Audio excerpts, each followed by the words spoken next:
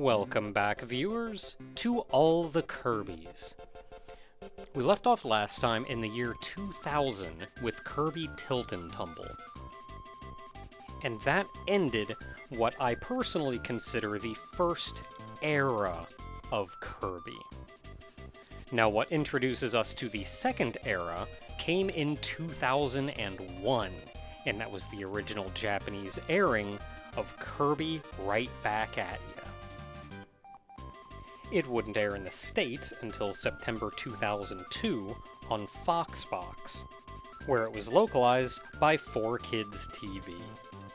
Kirby Right Back at Ya ran for 100 episodes, and, including reruns, aired until 2009.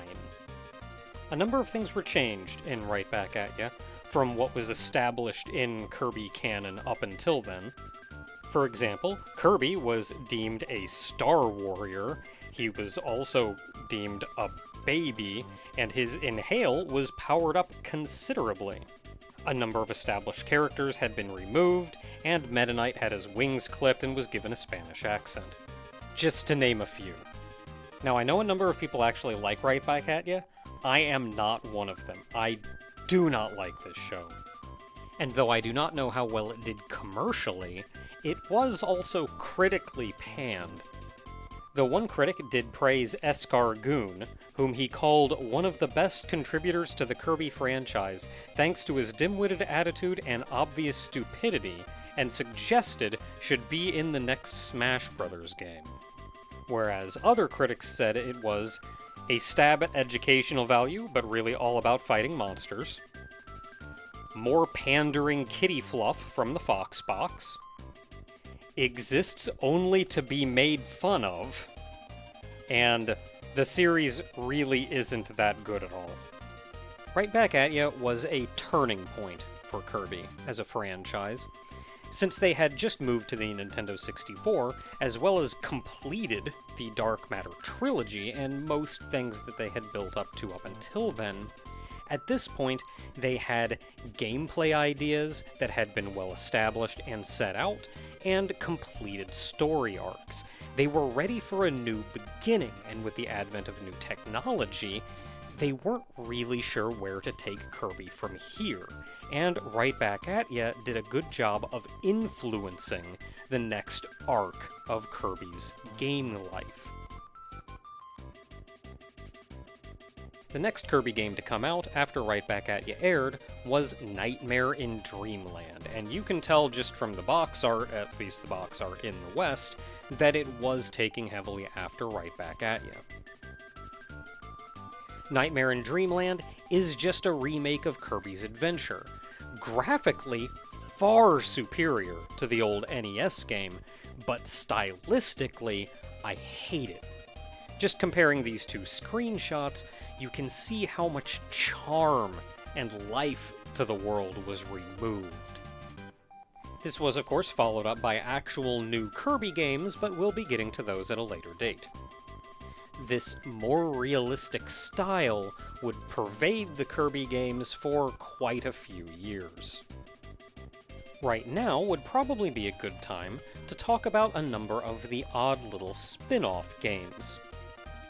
Many of these were made specifically to promote Right Back at Ya, but a number were also made to promote the individual games, and usually these were small web games developed on websites in order to advertise the games.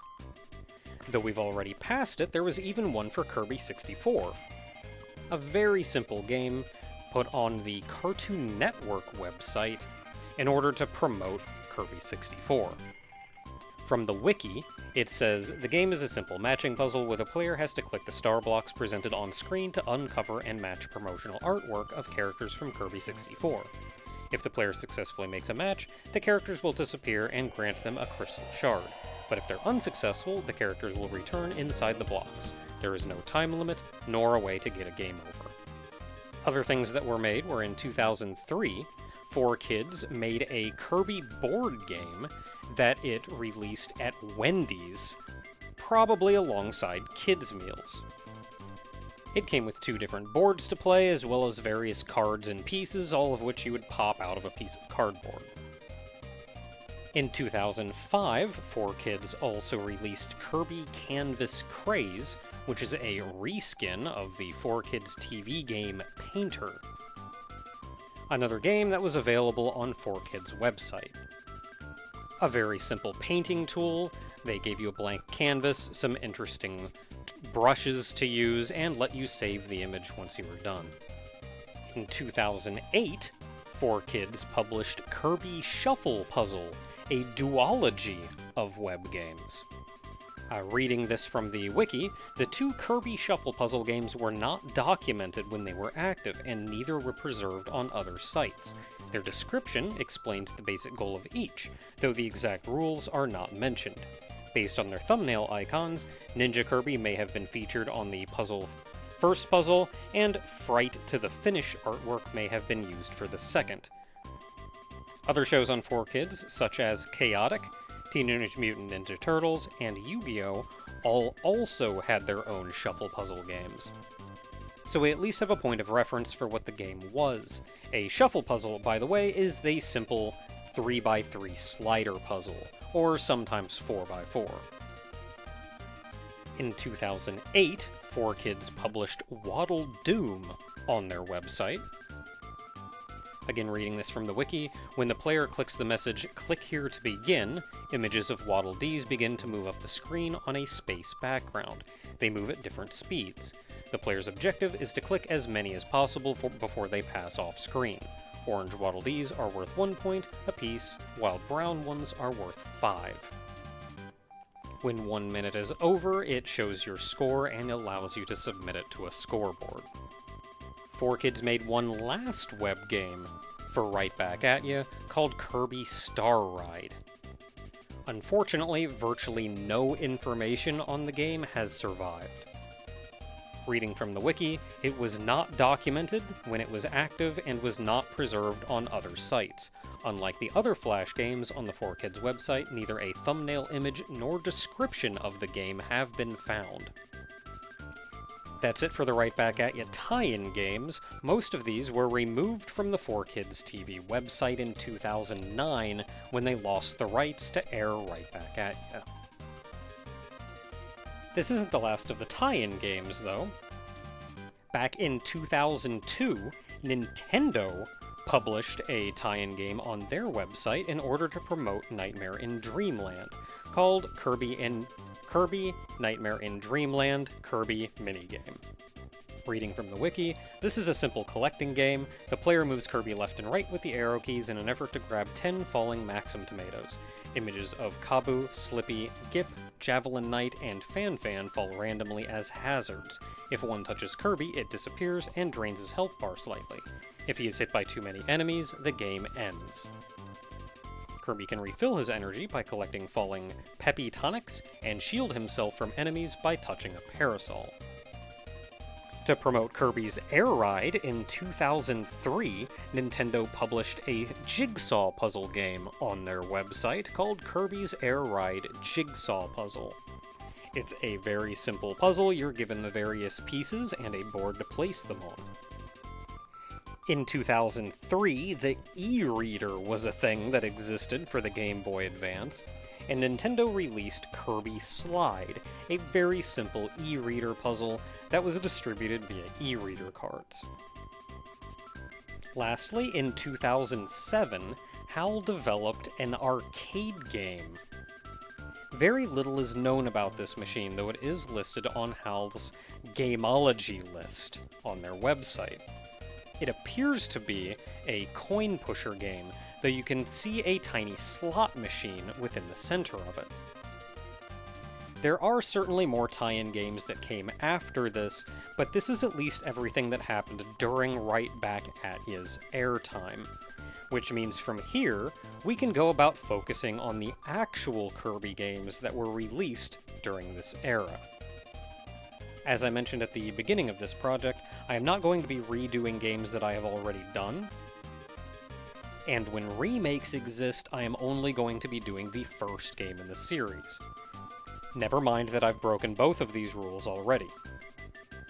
But what this means is I am not going to be playing through Nightmare in Dreamland, as it is a remake of Kirby's Adventure.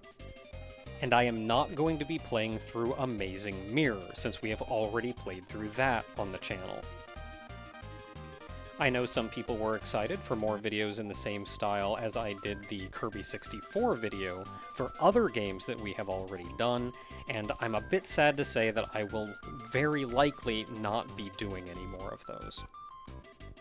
I did actually very much enjoy making that video, but continuing to make them is a bit unrealistic. If you'll allow me a little bit of real talk here. The sad state of affairs is that the revenue that I make from this channel is actually an important part of my income. And I thank all of you immensely for the support that you've given me over the years. Making a video like that, though, took me more than a week to do. Which means that was more than a week of regular videos that I was unable to make in the meantime. So unfortunately, if I did make a video like that, that means for it to be financially viable, that one video would have to make the same revenue as all of the videos that I otherwise would have put up in that time. This is certainly something that's fine to do every now and then as a fun project, but it's not something that I can do consistently. And while I even think it would be neat to continue making videos like that, to the point that that becomes what the channel is known for, and people have time to get excited for that next release, that's not a risk that I'm comfortable making. As if that doesn't pay out, then I may be stuck in a worse spot. Though it's a bit sad that that's the state of things, that doesn't mean that I can't have some fun every now and then. And with that, I will say until next time, everyone, when we move into the next Kirby game properly.